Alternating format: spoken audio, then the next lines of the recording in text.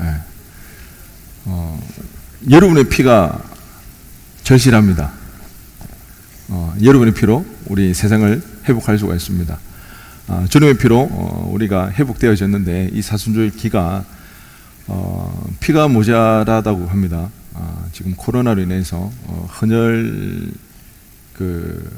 헌혈하는 횟수가 되게 줄어서 조금 헌혈이 필요한데 우리가 헌혈을 통해서 또 세상을 좀 섬길 수 있는 그런 모습이 있었으면 좋겠습니다.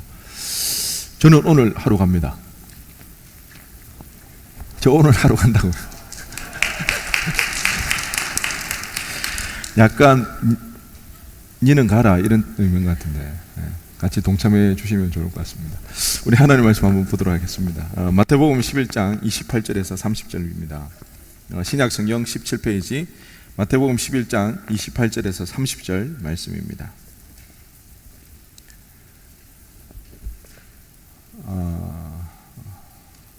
우리 찾았으면 우리 세 절의 말씀 우리 함께 읽도록 하겠습니다.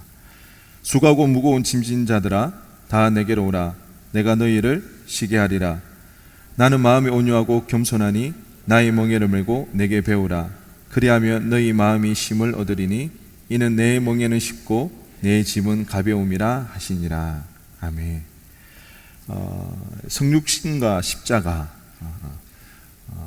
하나님의 오신 의미에 대해서 우리가 오늘 본문을 가지고 은혜 나누기를 원합니다. 지금 우리는 사순절 기간을 보내고 있습니다. 예수님께서 인류의 모든 죄를 친히 담당하시고요, 온갖 모욕과 조롱 속에서 살이 뜯겨나가는 참을 수 없는 채찍질의 고통과 인간이 맛볼 수 없는, 인간이 경험할 수 있는 최고의 고통 가운데 십자가를 짊어지시고 돌아가신 그 십자가 사건을 우리가 기억하고 기념하는 이 사순절 기간을 우리들이 보내고 있습니다. 부활절을 기점으로 해서 역순으로 주일을 뺀 40일을 우리는 사순절이라고 합니다. 그 40일을 주님의 그 십자가 은혜를 다시 한번 깊이 기념하고 묵상하고 그 은혜를 회복하는 그 사순절 기간입니다. 신앙생활을 오래 한 사람들은요, 귀에 딱지가 않도록 들었던 이야기입니다. 하나님께서 인간으로 오셨고 그 하나님께서 십자가에 달려 돌아가신 그 사건. 근데 사실은요, 이게 말이 안 되는 이야기거든요. 어떻게 하나님이 인간으로 오실 수가 있으며 그 하나님께서 십자가에 달려 돌아가실 수가 있을까? 정말 하나님이 십자가에 달려 돌아가신다면 그분이 하나님이 맞을까? 엄청난 그 명예의 그 이름이 훼손될 수 있는 어마어마한 사건이거든요. 자주 들어서 잘 알고 있는 것 같지만 사실은 실감을 잘 하지 못하는 내용 중에 하나가 하나님이 인간으로 오셨고 그 하나님께서 십자가에 달려 돌아가셨다는 이 사건이거든요. 너무 놀랍고 경이로워서 우리는 감히 상상하기 어려운 그 사건입니다. 제가 오늘 말씀을 준비하면서 이 하나님이 사람이 되셨다는 게 과연 어떤 느낌일까 고민하다가 이런 기사를 좀 발견했는데요. 오늘 기사에서 태양의 질량보다 무려 300만 배 더 나가는 초거대 블랙홀을 발견했다고 합니다. 미국 하버드 대학 스미소니언 천체물리학 관측소에 따르면요, 지구에서 2억 3천만 광년 떨어진 그 은하에서 시간당 11만 마일, 그러니까 17만 7천 킬로의 속도로 이동하는 블랙홀이라고 합니다.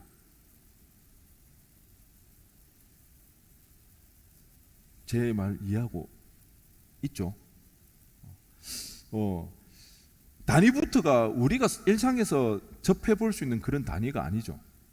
그러니까 이게 얼마나 멀고 얼마나 큰지에 대해서 우리에게는 감이 잘 오지는 않아요. 하지만 한 가지 알 수 있는 것은 어마어마하게 크고 엄청나게 먼 거리, 우리로서는 경험해 볼 수 없고 측량할 수 없는 그런 거리고 그런 무게라는 거죠. 태양보다 300만 배 블랙홀이라고 합니다. 사진 한번 보여주시겠어요? 이게 이번에 발견한 초거대 블랙홀이라고 합니다. 두 개가 같이 있는 게 잘 흔치가 않은데 아마 두 개가 같이 이렇게 있으면서 움직인다고 합니다. 일반적으로 초거대 블랙홀은요, 이동을 하지 않고 제자리에서 발견되기가 쉬운데, 이번에 거는요, 그 속도가 무려 17만 7천 킬로로 달리는 어마어마한 속도를 가진 초거대 블랙홀이라고 합니다. 엄청난 광대한, 사실은 우리가 상상도 안 되고 보아도 들어도 잘 와닿지 않는 그런 거대한 우주의 세계입니다. 근데 이게 우주의 전체가 아니죠. 이 블랙홀이 아무리 크고 아무리 빨라도 우주 내에 존재하는 그런 개체죠. 그런데 하나님께서는 이 우주보다 크시다는 거죠. 이 우주를 만드시고 우주 안에 계신 것이 아니라 우주를 운행하시고 다스리는 분이 하나님이라는 것입니다. 이 사실이 여러분 좀 이해가 되십니까? 사실 이것은 머리로 이해할 수 있는 그런 영역이라기보다는 믿음으로 받아들여야 되는 거죠. 이 블랙홀하고는 비교할 수 없을 정도로 크신 분이 하나님이시고요, 그 강대하고 크신 그 하나님께서 인간이 되셨다는 이것이 조금이나마 여러분 조금 이해가 조금 느껴졌으면 좋겠습니다. 그래서 제가 이 비유를 하는 것은 하나님이 정말 크신 하나님이구나. 여러분 혹시 그랜드 캐년을 들어보셨나요? 그랜드 캐년, 미국에 있는 그랜드 캐년 가보신 분도 있죠? 네. 제가 그랜드 캐년 한번 갔었는데 제가 그 광경에 정말 압도됐거든요. 그 그랜드 캐년을 갔다 오고 나서 웬만한 풍경을 보고 놀라지를 않아요. 왜냐하면 거기보다 더 크거나 더 거대한 자연물은 잘 없어가지고, 그럴 때 정말 하나님의 위대하심을 제가 한번 느꼈거든요. 이런 자연 만물조차도 하나님께서 만드시고 다스리고 있구나. 그랬을 때 하나님의 그 크심이 얼마나 대단한지를 제가 한번 느낄 수가 있었는데, 하나님의 그 광대하심. 그랬을 때 우리가 한번 생각해 보기를 원하는데요. 그러면 하나님의 이 크신 그 강대하신 그 하나님이 그러면 인간으로 오셨다는 것이 과연 어떤 의미일까? 그리고 그 하나님께서 죽으셨다는 것이 어떤 의미인지 오늘 본문의 말씀으로 한번 생각해 보기를 원하는데요. 첫 번째는 하나님께 인간의 몸으로 오셨다는 거죠. 우리가 요즘 다들 반려견을 키우잖아요. 강아지 좋아하죠. 강아지를 그냥 자녀 삼아 이렇게 키우고, 강아지를 이제 키우다가 수명이 다해서 죽게 되면 장례까지 치러주고, 요즘 어떤 연예인들은 강아지를 데리고 왔다가 파양을 해서 파양 논란이 일어나죠. 강아지를 데리고 왔다가 너무 쉽게 물건처럼 파양하게 되면 상처받기 때문에, 그렇기 때문에 강아지도 이미 벌써 하나 인격체로서 우리가 대해야 되는 그런 상황입니다. 그렇지만 우리가 아무리 이 강아지를 사랑한다고 할지라도 그 강아지를 위해서 우리가 강아지는 될 수 없잖아요. 여러분 강아지를 사랑하기 때문에 여러분 개가 될 수 있나요? 손 한번 들어요. 제가 다음부터 그렇게 부르면 안 되겠죠. 아무리 사랑하지만 우리가 강아지는 될 수가 없는 거예요. 왜? 분명한 차이가 있기 때문에.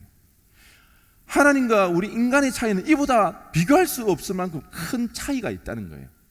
그럼에도 불구하고 그 하나님께서 사람이 되어 주시는 거예요. 이 말은 어떤 의미냐?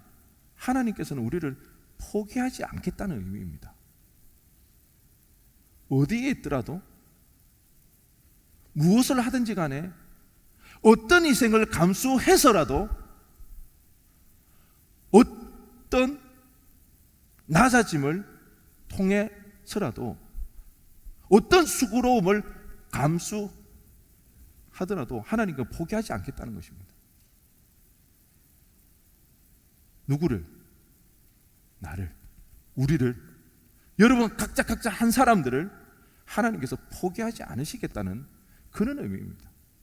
시편 139편 7절에 10절을 보면 내가 주의 영을 떠나 어디로 가며 주의 앞에서 어디로 피하리까? 내가 하늘에 올라갈지라도 거기 계시며 스올에 내 자리를 펼지라도 거기 계시니이다. 하늘에 올라갈지라도 하나님께서 거기 쫓아오신다는 것입니다. 스올은 지옥이 아니라 죽은 사람이 거하는 곳. 구약 사람들은 그렇게, 구약 시대 사람들은 그렇게 이해를 했습니다. 죽은 사람들이 머무는 그 스올에 내가 간다 할지라도 하나님께서 그곳까지 나를 쫓아오시고 찾아오신다는 것입니다. 포기할 수 없다는 거죠. 계속해서 내가 새벽 날개를 치며 바다 끝에 가서 거주할지라도, 바다 끝, 땅 끝이라는 것입니다. 세상 끝이라는 거죠. 내가 세상 끝이라는 그 지점에 다다랐을 때도 단순하게 우리의 세상이 끝이 아니라 우리 인생의 세상 끝처럼 느껴질 때, 그 순간, 그럴 때 있잖아요. 더 이상 희망이 없을 것 같고 더 이상 소망이 없는 것처럼 느껴지는, 그 세상 끝에 내가 와 있는 것처럼 느껴지는 그때에도 하나님 우리를 포기하지 않으신대. 거기서도 10절입니다. 주의 손이 나를 인도하시며 주의 오른손이 나를 붙드시리이다. 아멘. 이것이 아버지의 마음입니다. 그것이 극적으로 표현되어진 게 인간으로 오신 거예요. 어마어마한 사건입니다. 감히 우리가 그것이 얼마나 하나님의 희생이고 하나님의 자기 비하이고 자기의 버리심인지 우리는 이 사실을 계속해서 알아가야 됩니다. 느껴야 합니다. 그럴 때 우리 가운데 은혜가 생겨나거든요. 왜 그렇게 하셨을까요? 왜 그 크신 하나님께서는 우리 인간의 몸을 이렇게 오셨을까요? 오늘 본문에 그 답이 나와 있습니다. 수고하고 무거운 짐진 자들을 위해서, 수고하고 무거운 짐진 자들에게 찾아가셔서 그 수고로움을, 그 짐진 인생을 건져내시기 위하여서 하나님께서는 인간이 되셨습니다. 하나님께서는 알고 계시죠? 우리가 얼마나 힘들고 어렵게 살아가는지. 하나님께서 안타까워하셔요. 그리고 단지 알고 계시고 안타까워하는 것으로 끝나지 않았어요. 우리에게 찾아오시고 그 인생 가운데 무거운 짐을 대신 짊어져 주시겠다고 그렇게 말씀하고 있는 것입니다. 여러분, 학교 생활 할만합니까? 요즘 뭐 온라인 수업이라 가지고 제가 조금 전에 그 예배 시간 전에도 뭐 한지치랑 이야기를 했는데, 여기 인근에 이제 체육학과를 다니는 애가 있습니다. 우리 청년 중에 그 신촌에 있는 대학인데 굉장히 학비가 비싼 학교로 유명한, 다들 아시죠? 그게 체육학과입니다. 근데 비싼 돈을 내고 수업을 받지만 요즘 뭐 코로나 때문에 대면 수업을 할 수가 없잖아요. 그런데 그때 테스트인가 시험을, 수영 시험이 있었대요. 그러니까 지금 수영장을 못 가니까 온라인으로 수영 시험을 테스트를 했대요. 어떻게? 카메라 앞에서 이렇게 그냥. 그것도 우리나라에서 그 유명하다는 그 대학 체육학과에서. 본인이 그 테스트를 하면서 자괴감에 빠졌대요. 이게 지금 뭐 하는 거지? 카메라 앞에서 이 수영을 이렇게. 좀 자세히 좀 나오나요? 알겠습니다. 학교 생활 어떻게 할만하시나요? 직장 생활은 어떤가요? 여러분, 대한민국이 일하고 싶은 나라로 세계에서 몇인 줄 아십니까? 몇일 것 같아요?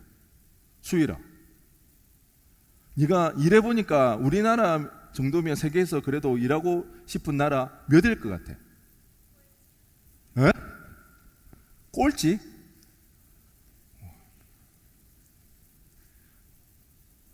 일하는 사람. 운상형제 어때요? 대답 잘해야 됩니다. 저분 서울시청에 일하고 있거든요. 몇 위 정도 될 것 같아요? 아니, 본인 느낌에 그냥.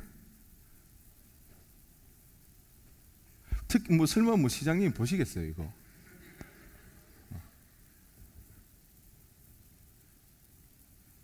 알겠습니다. 한 32? 네. 우리나라가요, 세계 10위라고 합니다.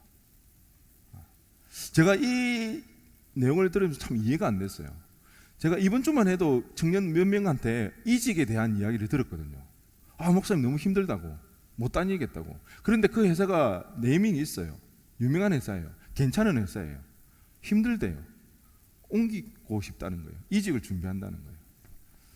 제가 수도 없이 듣거든요, 이직에 대한 이야기를. 직장이 생각보다 어려운 것 같아요. 직장 생활이. 직장 생활에서 적응해서 버티는 게 쉽지가 않은 것 같아요. 대한민국이 12위.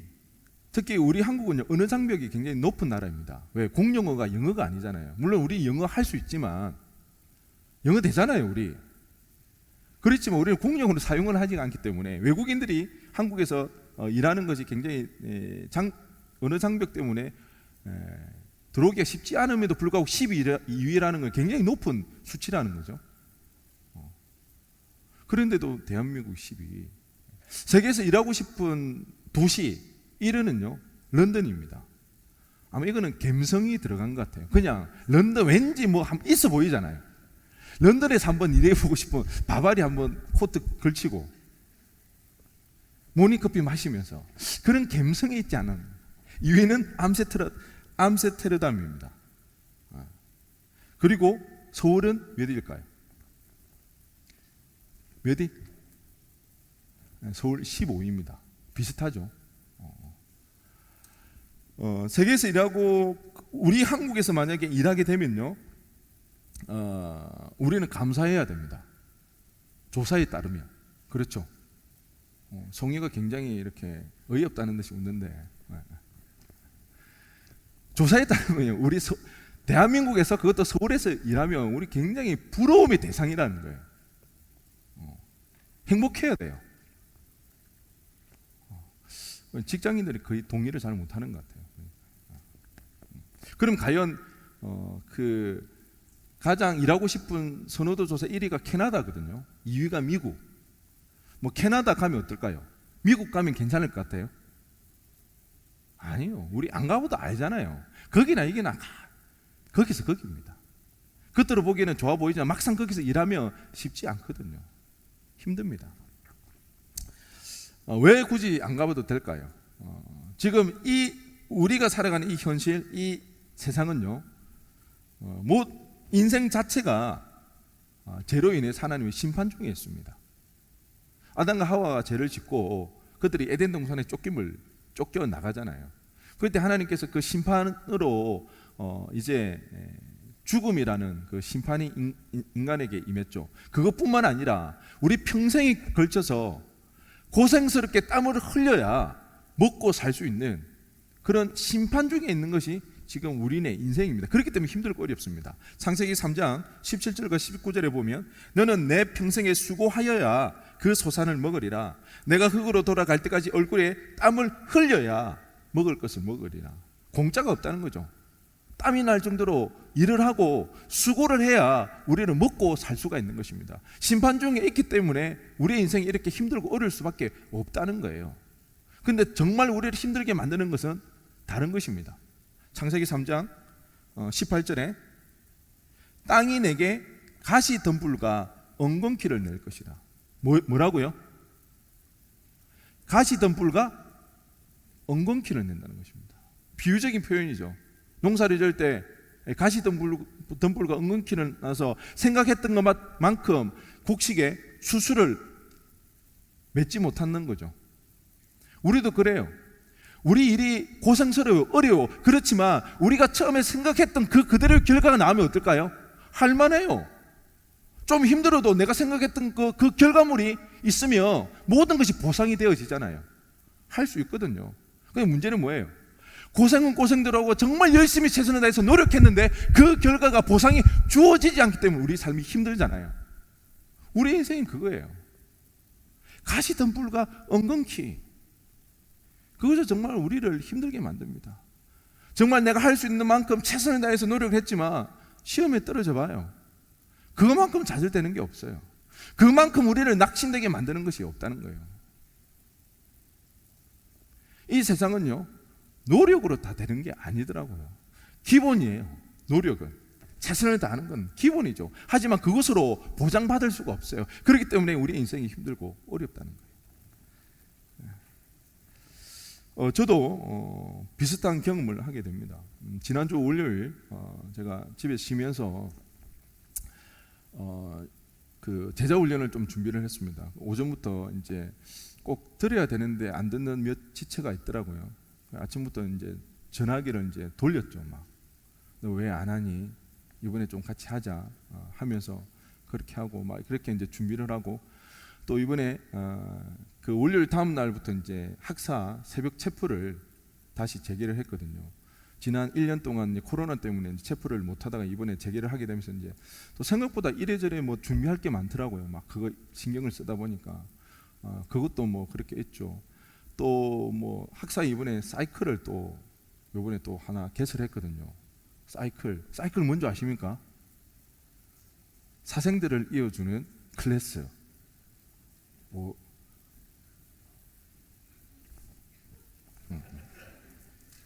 굉장히 이거 지금 준비한다고 지금 굉장히 신경을 많이 쓰고 있거든요. 그러니까 막 이것저것 신경 쓸 일이 많고, 궁금하시거나 가입하고 싶은 분들은 학사로 들어오시기 바랍니다. 그렇게 하고 뭐 이렇게 하면서 지난주 월요일 날 제가 하루 종일 좀 버겁다는 느낌이 들더라고요. 월요일 계속해서 하루 계속해서 내가 이거 할 수 있을까? 그런 이제 마음이 드는 거예요. 제가 이번에 그 제자 훈련을 2반을 맡게 되는데요. 2반을 하고 그리고 뭐 학사, 요즘 학사 사람들이 많아가지고 신경 쓸 일이 좀 제법 있고요. 아침마다 제가 그 여러분 그 성경 통독 그 본문 요약해서 나가잖아요. 그거 여러분 누가 정리하는지 혹시 아시나요?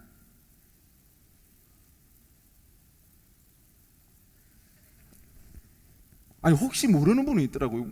제가 듣기는 목사님 임원들 엄청 일을 많이 시키는 것 같다면서 그 정리를 다 임원들이 하면 얼마나 고생스럽고 막 그런 이야기를 하더라고요. 어떤 가지원들은 가지장이 가지장 진짜 고생한다고, 가지장님 맨날 이거만 제가 자랑하려고 그러니까 혹시 오해를 할까봐 모를까봐 제가 그 시간 진짜 많이 걸리거든요. 뭐 제가 뭐 알아달라는 게 아니라 이런 게 좀 쌓이다 보니까 제가 그날 하루 종일 좀 버겁게 느껴졌어요. 못할 것 같은데. 그래서 솔직히 제가 이야기를 하자면 제자훈련반이 화요반이 한 명인가 신청을 안 했었거든요. 그때까지. 그래서 화요반이 없으면 제가 하루 쉬려고 했어요. 화요반을 화요일 날. 그래서 저는 한 반 맞고 전우사님이 2반 맞고 석규가 2개 하면 되겠다 이렇게 생각했어요. 너무 비겁한가요? 제가 너무 부담이 되니까 그런 생각까지 했거든요. 그런데 또 신청을 다 하는 바람에 또 2반을 받고 막. 그래서 그 다음날 새벽에 이제 기도하러 와서 제일 먼저 이거 가지고 기도했습니다. 하나님, 저 너무 불안하다고. 하나님, 저 못할 것 같다고. 그거 가지고 한참을 기도하는데 문득 십자가가 생각났습니다. 일단 급하니까 하나님 앞에 기도를 했어요. 하나님, 저 지금 이렇게 힘든데 불안한데 버거운데 하나님 이 마음을 좀 붙잡아 달라고. 그렇게 기도를 하는데 십자가가 생각났어요.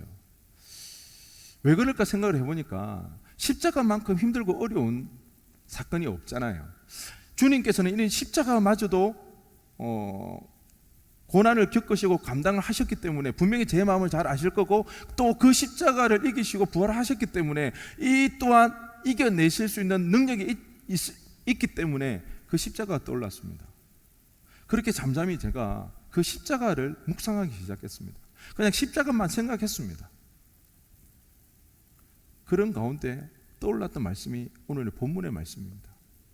수고하고 무거운 짐진 자들아 다 내게로 오라. 내가 너희를 쉬게 하리라. 그 말씀이 생각나면서 제 마음에 안정감이 들기 시작했습니다. 월요일 하루 종일 저 스스로에게 할 수 있다, 괜찮다, 그렇게 다독이면서 스스로에게 할 수 있다고 그렇게 외쳤지만 그 불안감이 가시지가 않았는데 그날 새벽에 십자가를 바라보면서 주님의 말씀하여 주신 수고하고 무거운 짐진 자들아 다 내게로 오라, 이 말씀이 생각났을 때는 신기하리 마치 제 마음에 안정감이 들었습니다. 평안해졌습니다. 그날 하루 제가 최근에 경험했던 제 몸의 컨디션 중에 최고의 날이었습니다. 제가 너무 신기해서 집에 가서 저녁에 여보, 오늘 내 몸이 너무 가뿐해. 최근에 이렇게 내 몸이 가벼운 적이 없어. 그렇게 이야기를 했습니다. 못 믿을 것 같으면 저희 와이프에게 물어보시기 바랍니다. 제가 그랬거든요. 그리고 그날은 이상하게 그냥 불안한 마음이 떠난 것이 아니라 나도 모르게 뭔가 좋은 일이 생길 것 같은, 이유는 하나도 없어요. 그리고 좋은 일이 어떤 일도 생각도 하나도 나진 않아요. 그냥 내 마음 가운데 그냥 막연하게 좋은 일이 생길 것 같은 느낌이 계속해서 들었습니다.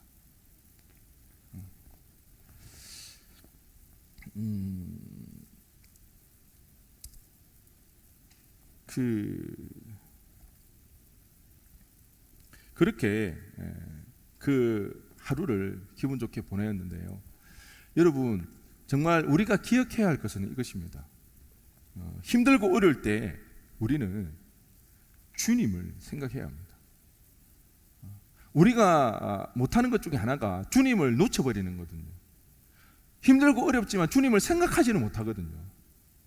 주님을 생각하면 그 주님이 우리를 분명히 도와주십니다. 그 크고 강대하신 하나님께서 사람이 되지 않았습니까?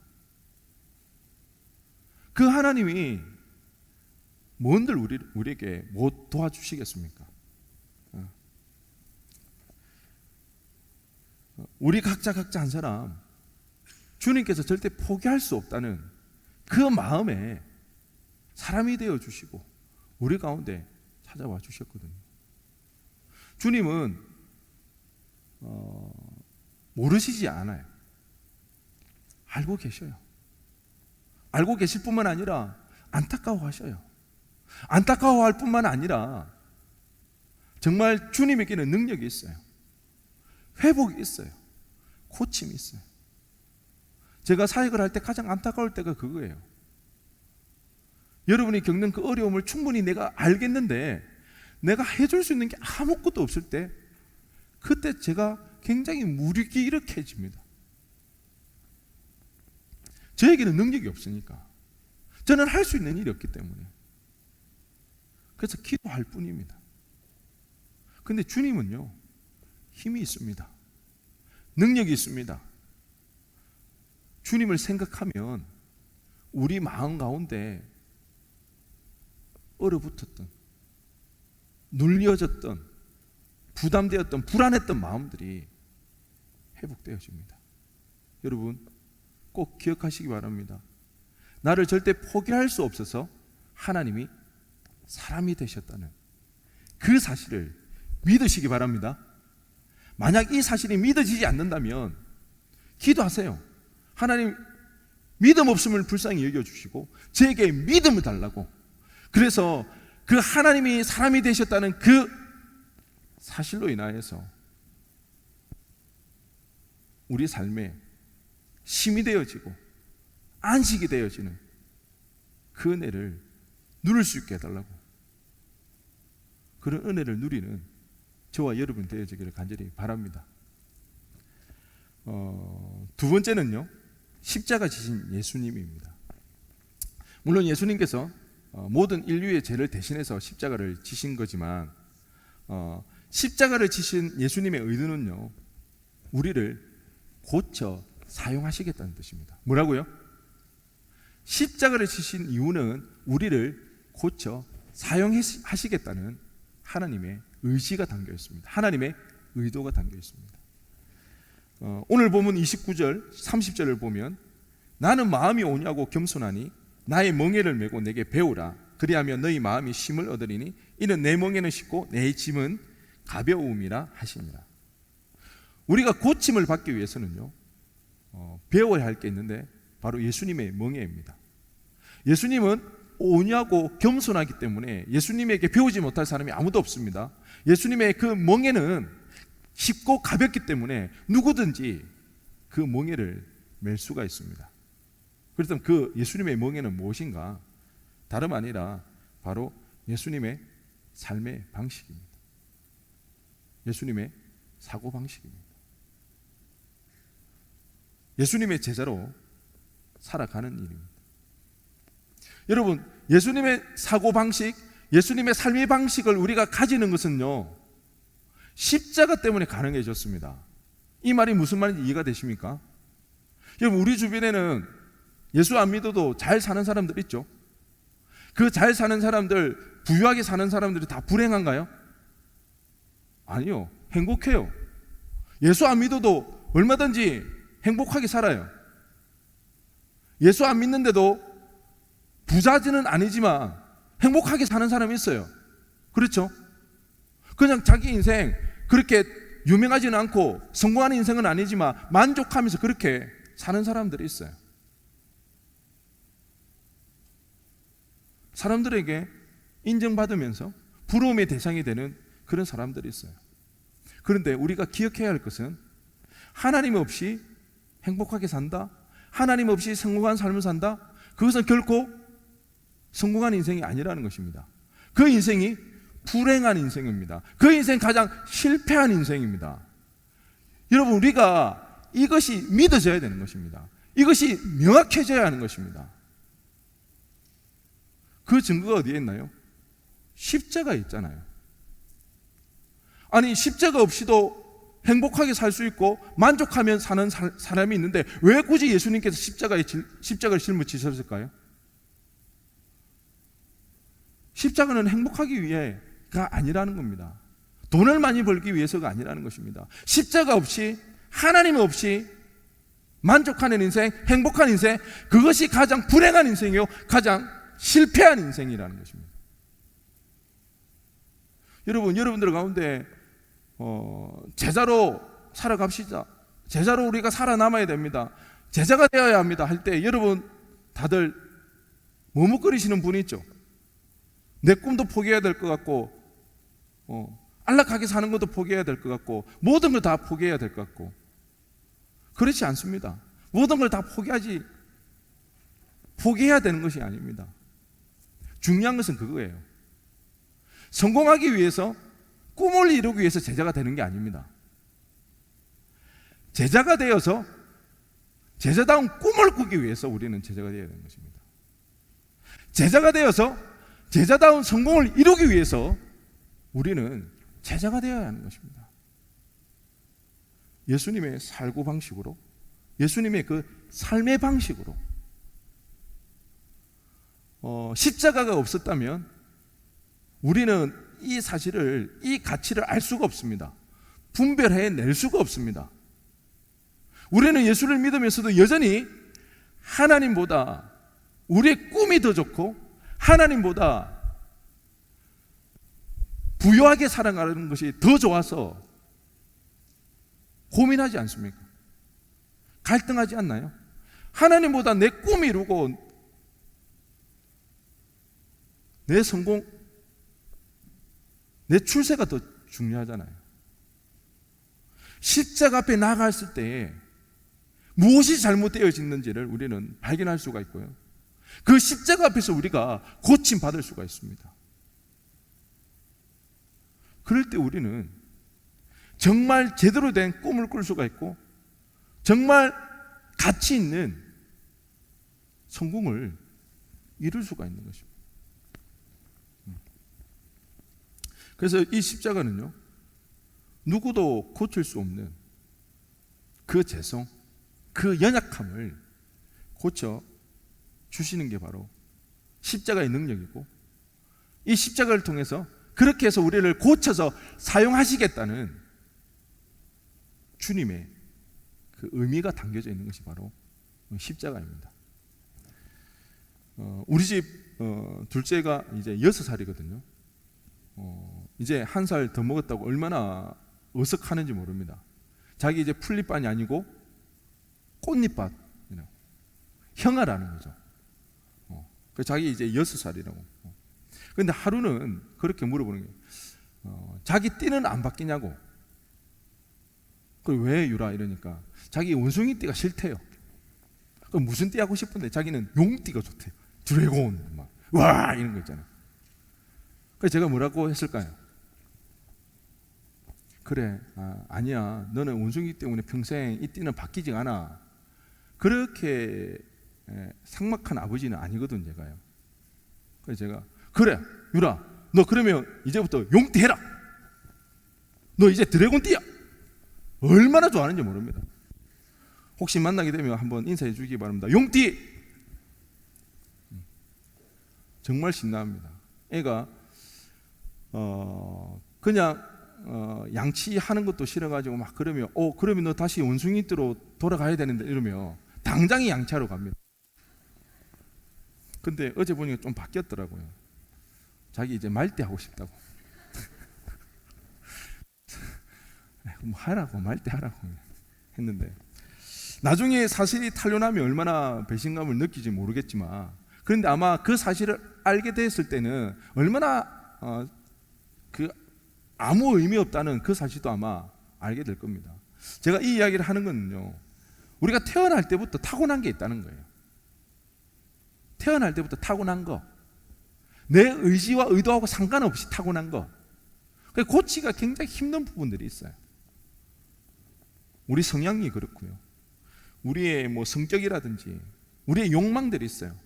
우리의 욕심들이 있어요. 특별히 각 사람마다 자기가 정말 좋아하는 그런 욕심들이 있어요. 이거는 타고난 거예요. 그게 참 고쳐지지가 않아요. 쉽게 변하지가 않아요. 하지만 어디 앞에 나가면요? 십자가 앞에 나가면 고침받을 수가 있습니다. 비록 조금 더딜지는 몰라도 십자가의 능력으로 우리는 고침을 받을 수가 있습니다. 그렇게 우리는 그 주님의 십자가를 계속해서 바라봐야 됩니다. 여러분, 계속되어진 그 연약함 때문에 넘어지는 부분이 있잖아요. 그것 때문에 너무 죄책감에 시달리지 마시기 바랍니다. 너무 자책하지 마시고 너무 자신을 스스로에게 모욕을 주지 마세요. 주님도 아세요. 연약함을 아신다고요. 근데 그 주님께서는 우리에게 실책하지 않으십니다. 그런 모습으로, 그런 모양으로 타고난 우리의 모습들을 주님은 아시고요, 안타까워하세요. 그것 때문에 힘들어하고 그것 때문에 어려워하는 거, 우리가 태어날 때 타고난 그 문제 때문에 가장 누가 힘든 줄 아세요? 주변 사람 아니요. 정작 본인이 제일 힘들어요. 자기 자신이 제일 힘들거든요. 그 주님도 그거 아신다는 거예요. 그러니까 너무 그 죄책감 때문에 여러분 안 했으면 좋겠습니다. 오히려 주님의 십자가를 바라보시기 바랍니다. 그러면 그 주님께서는요, 그래 내가 다 안다, 안타까워하시고요, 오히려 그 십자가의 능력으로 어루만져 주시면 고침을 받고 나음을 입을 줄로 믿습니다. 여러분,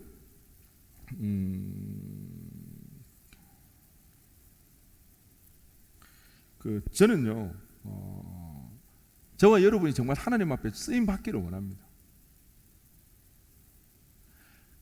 특별히 제가 사역을 하면서 가장 두려운 것 중에 하나는요, 우리 청년들이 한때 하나님께 쓰임 받다가 끝날까 봐, 저는 그게 가장 두렵거든요. 제가 그것으로 굉장히 많이 고민을 합니다. 한때 열심히 했다가 나중에는 흔적도 없이 사라지는 그런 사역이 되면 안 되는데, 제가 그것 때문에 참 고민도 많이 하고요, 기도를 하고 있습니다. 청년회 때 여러분 뭐 임원을 섬길 수도 있습니다. 가지장을 섬길 수도 있고요, 뭐 여러 가지 찬양팀으로 섬길 수도 있고, 뭐 같이 어울려서 하봉도 가고 수련회도 가고 가지 모임도 하고 막 이렇게 신앙생활, 교회 활동 열심히 할 수가 있는데요,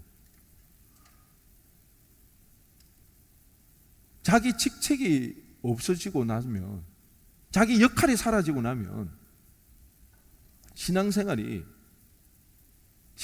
떠나는 경우가 있더라는 겁니다. 허다하다는 것입니다. 여러분, 우리 기억해야 합니다. 직책이 우리의 믿음이라고 생각하면 안 됩니다. 헌신의 정도에 따라서 헌신의 정도가 우리의 믿음의 척도가 될 수가 없습니다. 얼마든지 자기 성격에 의해서 열심히 할 수가 있습니다. 얼마든지 헌신할 수 있거든요. 역할이 주어졌을 때는 얼마든지 그 일에 대해서 열심을 낼 수가 있습니다. 그런데 그 역할, 그 직책이 사라지고 나면 어떤가요? 교회 떠나는 일이 일어납니다. 왜 그럴까요?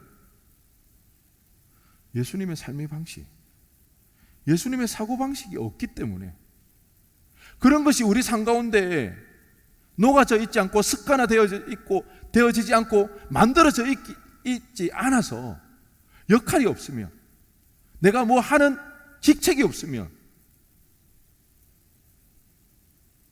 떠나가게 됩니다. 우리의 믿음이, 우리 신앙이 흔들리게 되는 거죠.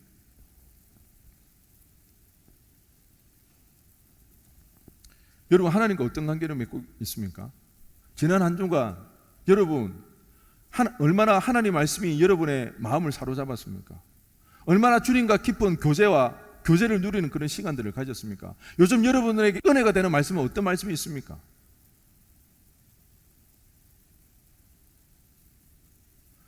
얼마나 여러분들이 제자로 살아가기 위해서 여러분의 삶의 현장에서 하나님 앞에 씨름하며 기도한 부분이 어떤 부분이 있습니까? 어떤 면에서 보면 차라리 진짜 고난이 은혜가 됩니다. 왜? 힘들고 어려우면 말씀 붙잡거든요. 그 말씀 하나하나가 너무 귀중하고 소중해요. 왜? 그 말씀 하나가 나한테 주어지지 않으면 내가 버티지 못하니까 그 말씀이 그렇게 은혜가 돼요. 그러니까 말씀을 계속 보게 되는 겁니다. 내가 버틸 수가 없고 견딜 수가 없으니까 하나님 앞에 기도하거든요. 눈물로 기도하거든요. 그 시간이 계속해서 지나다 보면 어떻게 되나요? 습관은 됩니다. 우리의 삶의 방식이 형성되어지거든요. 말씀을 보고 기도하는 그런 모습들이. 그러니까 어떻게 보면 고난이 길수록 은혜라는 거예요.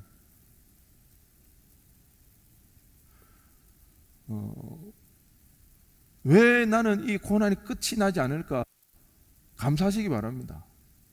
하나님 특별히 사랑하여 주셔서 여러분에게 그 예수님의 그 삶의 방식, 그 사고방식을 정말 심어주기 위한 하나님의 특별한 은혜라는 것을 깨달으시기 바랍니다. 원망할 것이 아니라 더 말씀 붙잡으세요. 왜? 고난의 때는요, 은혜가 있습니다. 말씀이 얼마나 단지 몰라요. 눈물로 아뢰지 않을 수가 없지만 그 눈물로 드리는 그 기도 가운데 하나님의 놀라운 은혜가 있거든요. 그것으로 살아가게 되거든요. 힘들고 어려울수록 감사하게 생각하시기 바랍니다. 어느 목사님의 간증입니다. 류마티스를 앓고 있어서 약을 복용하고 있는데 그 병이 더 악화되다 보니까 약을 더 강하게 드셨나 봐요. 그러다 보니까 얼굴이 굉장히 부어가지고 납덩이를 얼굴에 깔고 사는 것처럼 그렇게 불편했다고 합니다. 그런데 그 목사님의 간증이 뭔지 아십니까? 왜 자신에게 이런 질병이 생겼는지를 알지 못하지만 한 가지 아는 사실은 하나님께서 자신에게 필요하기 때문에 이 질병도 허락하셨다는 것입니다. 여러분, 이게 믿음입니다. 왜? 하나님은 하나님이시거든요. 하나님은 실수하지 않으시거든요. 단지 심판으로서 뭔가 우리가 잘못을 저질렀기 때문에 주시는 그런 질병이 아니라, 비록 나는 이해할 수 없고 나는 알지는 못하지만 하나님께서 필요하기 때문에 나에게 이걸 허락하셨구나. 우리 이런 믿음이 필요하다는 것입니다. 청년들이 저에게 하나님에 대해서 많은 질문을 해옵니다. 때로는 제가 도저히 저도 답하지 못하는 그런 질문들이 있거든요. 저도 답이 없고 저도 여전히 궁금한 점들이 있습니다. 그런데 차이는 뭔지 아십니까? 그럼에도 불구하고 저는 하나님은 하나님이시란 대전제가 있습니다. 그 질문에 대한 대답이 없더라도 저는 하나님은 하나님이시기 때문에 믿음이 흔들리거나 어려움이 없습니다. 그런데 우리 청년들은 어떻습니까? 그 질문에 대한 답이 없기 때문에 믿음 자체가 흔들린다는 거예요. 우리 질문도 다 이해할 수 있을까요? 그 질문에 대한 그 답이 발견되어진다고 믿음이 생길까요? 아니요, 그거 아닙니다. 우리에게 필요한 건 믿음입니다. 하나님은 하나님이시라는 그 사실, 부인할 수 없는 그 하나님에 대한 확고한 믿음들이 삶 가운데 있어져야 합니다.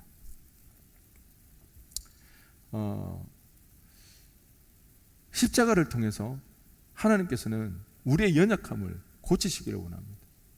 그리고 그 고쳐서 하나님의 일들을 행하시기를 원하고 우리를 사용하시기를 원합니다. 여러분, 하나님은 위대한 사람들을 사용하지 않습니다. 여러분, 하나님 보시기에 어떤 사람이 위대할 것 같나요? 하나님 보시기에 누가 타고난 것 같나요? 하나님은 위대한 사람을 부르지 않습니다. 하나님은 타고난 자를 찾지 않습니다. 하나님은 연약하고 나약한 자를 고쳐서 사용하십니다. 아브라함은 어떤가요? 아브라함의 아버지 데라가 우르에 살았습니다. 우르에서 우상을 섬기던 사람이었습니다. 데라가 우상을 섬겼다면 아브라함 역시나 우상을 섬겼던 사람입니다. 우상을 섬겼던 그 아브라함을 불러내어서 하나님의 믿는 믿음의 조상으로 만들어 주었습니다. 여러분, 모세는 어떤가요? 모세는 자기 화를 못 이겨서 살인을 저질렀던 인물이 모세입니다. 다윗은요? 다윗, 이런 충실한 부하가 없습니다. 우리야, 전쟁 중에서 우리야를 불렀잖아요. 그런데 자기 부하들은 전쟁 중에 있기 때문에 집에 들어가지를 않습니다. 성중에서 그냥 거하고 있습니다. 자기 동료들이 전쟁 중에 있는데 어찌 자기 혼자 쉴 수 있겠냐 하면서 들어가지 않습니다. 그 우리아의 아내 밧세바를 보면서 아이를 가지잖아요. 다윗은 그 우리아를 죽여버립니다. 베드로는요, 예수님을 부인한 자이지 않습니까? 사도 바울은요, 예수 믿는 무리들을 핍박하던 자였습니다. 하나님 앞에 쓰임받았던 위대한 믿음의 사람들은 위대한 사람, 타고난 사람이 아니었습니다. 연약했습니다. 약했습니다. 별 볼 일 없는 자들이었습니다. 그렇지만 하나님께서는 그들을 불러서 고쳐서 사용하신다는 것입니다. 하나님 우리를 부르십니다. 우리가 완벽해서 대단해서 능력이 탁월해서, 아니요, 하나님께서 고쳐서 사용하시겠다는 것입니다. 그 증거가 무엇이라고요? 십자가. 그 십자가를 통해서 우리의 연약함, 나약함을 깨닫게 하시고, 그 십자가를 통해서 우리의 연약함과 나약함을 고쳐서 하나님께서 사용하시겠다는 것입니다. 여러분, 제자로 살아가는 그 일에 너무 두려워하지 마시기 바랍니다. 하나님께서 우리를 원하는 모든 것을 다 빼앗아 가지 않습니다. 여러분들은 하나님 오해하는 분들이 있습니다. 하나님 내가 좋아하는 거 다 가져가실 것 같다. 아니요. 여러분, 솔로몬 아시죠? 솔로몬이 하나님 앞에 1,000번제를 드립니다. 그리고 그가 구했던 게 무엇입니까? 듣는 마음입니다. 흔히 아는 지혜. 그가 왕으로서 백성들의 이야기를 잘 들어서 옳은 판단을 하고 싶은 그 1,000번제를 드린 후에 하나님 앞에 그걸 요구합니다. 듣는 마음, 지혜를 허락해달라고. 그랬더니 하나님 감동을 받아서, 그래, 네가 부와 명예와 오래 사는 것을 구하지 아니하고 듣는 마음, 자기에게 주어진 역할을 충실히 하겠다는 그 일을 구했을 때 하나님은 감동받으시고 솔로몬에게 뭘 허락하십니까? 부와 명예를 허락하십니다. 하나님 아시는 거예요. 우리가 뭘 좋아하는지, 우리에게 뭐가 있으면 좋은지를 하나님도 다 아신다는 것입니다. 빼앗아 가지 않습니다. 다윗이 어느 날 자신은 백항목으로 지은 좋은 궁에 사는데 하나님이 여전히 텐트에서 지내는 것이, 장막에서 지내는 것이 너무 마음이 안타까워서 하나님 앞에 서원을 하죠. 하나님, 제가 하나님 앞에 집을 지어 드리겠다고. 그랬더니 하나님, 내가 언제 집이 없다고 불평한 적이 있느냐. 그렇지만 하나님은 감동받은 거예요. 아무도 하나님의 거하는 그곳에 대해서 관심을 가지지 않았지만 다윗만큼은, 그럼에도 불구하고 설령 하나님이 크신 그 하나님을 그 장막 안에 가둘 수는 없지만 그럼에도 불구하고 하나님이 거하신다는 그 장막을 좋게 지어주고 싶은 그 마음에 성전을 짓겠다고 그렇게 했을 때 하나님께서는 다윗에게 약속하십니다. 이 땅의 모든 사람들보다 너의 이름을 위대하게 만들어 주겠노라고. 하나님 아세요? 우리의 이름이 위대해지는 것이 얼마나 기쁜 일이고 좋은 일이라는 것 하나님 아신다는 거예요. 그 전에 우리가 성공을 위해서, 꿈을 이루기 위해서 제자가 되는 것이 아니라 제자가 되어서 하나님 기뻐하시는 꿈을 꾸고 제자가 되어서 하나님 원하시는 성취를 이룰 때에 하나님께서는 하나님이 가지고 있는 그 부와 명예, 그 위대함도 우리에게 허락해 주시는 것입니다. 그러기에 우리가 먼저 십자가를 바라봐야 됩니다. 십자가를 바라보면서 우리의 연약함을, 고침을 받고 하나님 앞에 쓰임받기를 그렇게 기도해야 하는 것입니다. 그럴 때 부귀와 명예와 그 위대함이 하나님의 손에 있는 그것조차 우리는 축복으로 받게 되어집니다. 말씀을 마무리하겠습니다. 크고 강대하신 하나님이 사람이 되셨습니다. 우리를 포기하지 않으시겠다는 하나님의 뜻입니다. 우리를 찾아오셔서 쉼이 없는 이 땅에서 참된 안식을 누리게 해주시겠다는 것입니다. 인간이 되신 하나님이 십자가에 죽으셨습니다. 우리를 고쳐서 사용하시겠다는 뜻입니다. 결코 무겁지 않고 어렵지 않은 주님의 멍에를 짊어지고 제자로 주님을 따르는 저와 여러분 되기를 간절히 바랍니다. 우리 시간 다 함께 일어나셔서 찬양하며 기도하며 나가도록 하겠습니다.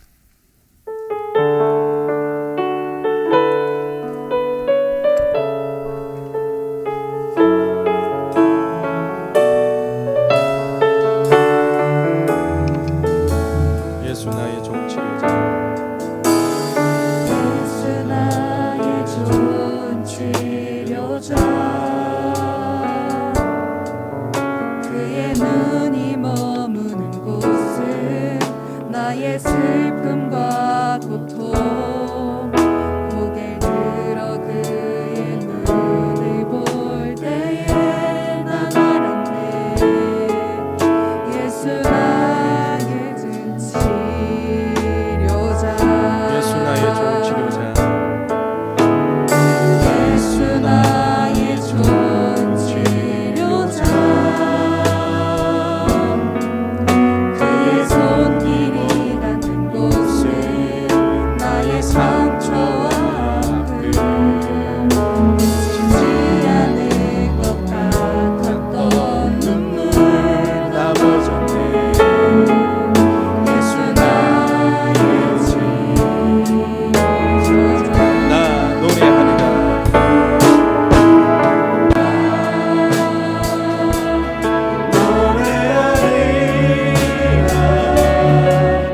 선한 나를 돌아보시 구세주를 찬양해. 가능한 곳까지 내 손을 들어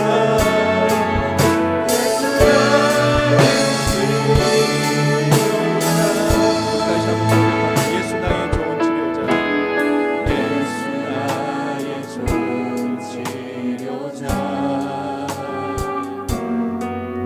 그의 눈이 머문 곳은 나의 슬픔과 고통, 고개를 들어 그의 눈을 볼 때에 난 알았네.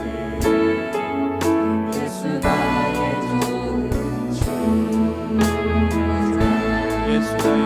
치료자, 예수 나의 좋은 치료자, 예수 나의 좋은 치료자, 그의 손길이 닿는 곳은 나의 상처와 아픔, 멈추지 않을 것 같았던 눈물 다 젖었네. 예수 나의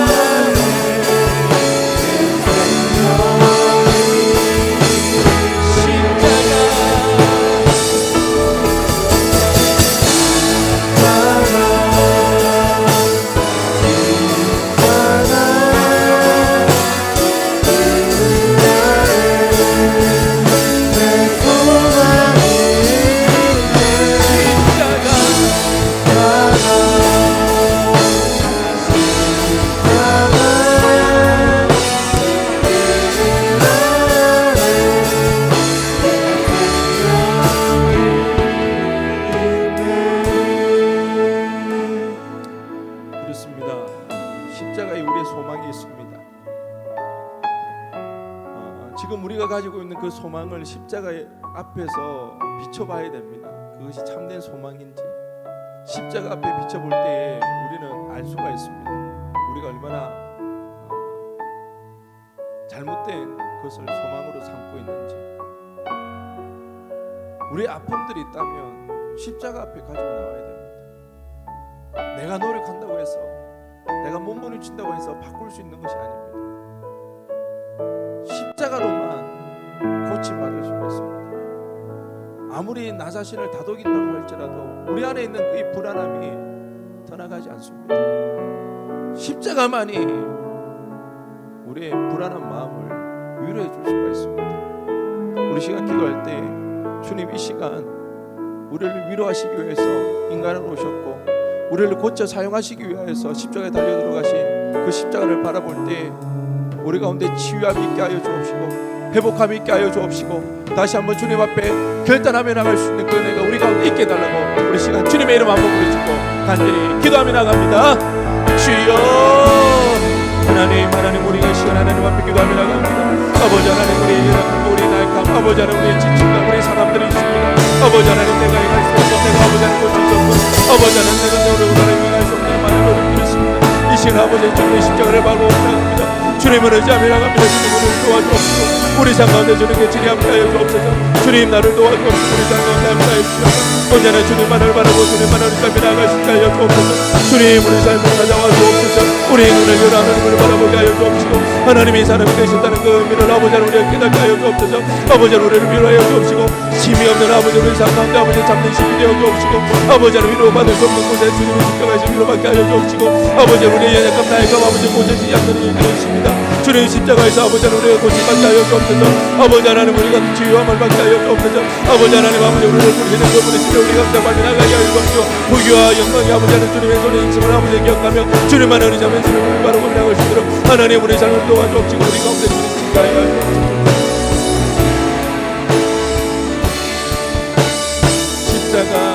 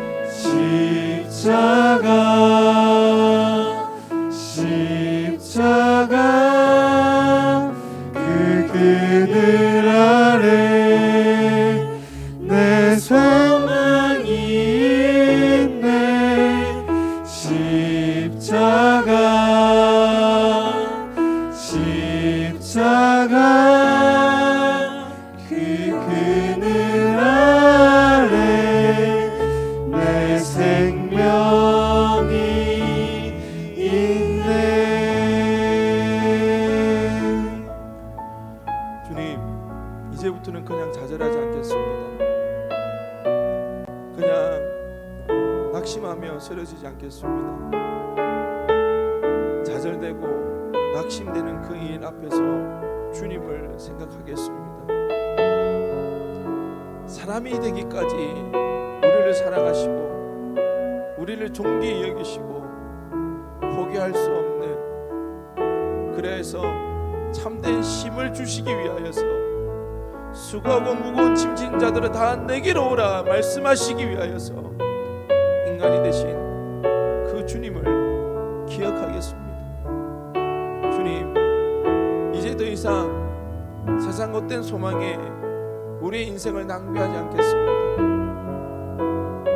그 십자가 앞에 나의 꿈과 나의 소망을 비춰보고 가치 없는 것을 내려놓기를 원합니다. 예수님의 삶의 방식과 사고방식, 제자가 되어 새로운 꿈을 꾸기를 원합니다. 새로운 소망을 가지며 살아가기를 원합니다. 우리의 열심이, 우리의 헌신이, 우리의 직책이 믿음이 아니라 제자 되어 우리의 삶의 방식과 사고방식이 변화되어서 정말 주님을 쫓는 우리의 삶이 되기를 원합니다. 주님, 십자가 바라보기를 원합니다. 십자가 능력으로 고침받기를 원합니다. 십자가 은혜로 새로워지기를 원합니다. 그 은혜를 순간순간 십자가를 바라보고 십자가를 붙잡고 나갈 때마다 십자가의 능력으로 우리를 붙들어 주옵소서. 제자로 살아가게 하여 주옵소서. 우리의 삶을 헌신하게 하여 주옵소서. 주님, 오늘도 기쁜 마음으로 주님 앞에 예물 드리며 나아갑니다. 하나님, 물질을 하나님보다 더 사랑하지 않게 하여 주옵시고, 감히 하나님과 비교하지 않게 하여 주옵시고, 우리의 물질을 통하여서 하나님 영광 돌리게 하여 주옵시고, 물질을 통하여서 하나님만이 내 인생의 주인이라는 믿음을 고백하며 나가는 우리의 삶이 되게 하여 주옵소서. 감사드리며 예수 그리스도의 이름으로 기도드리옵나이다. 아멘.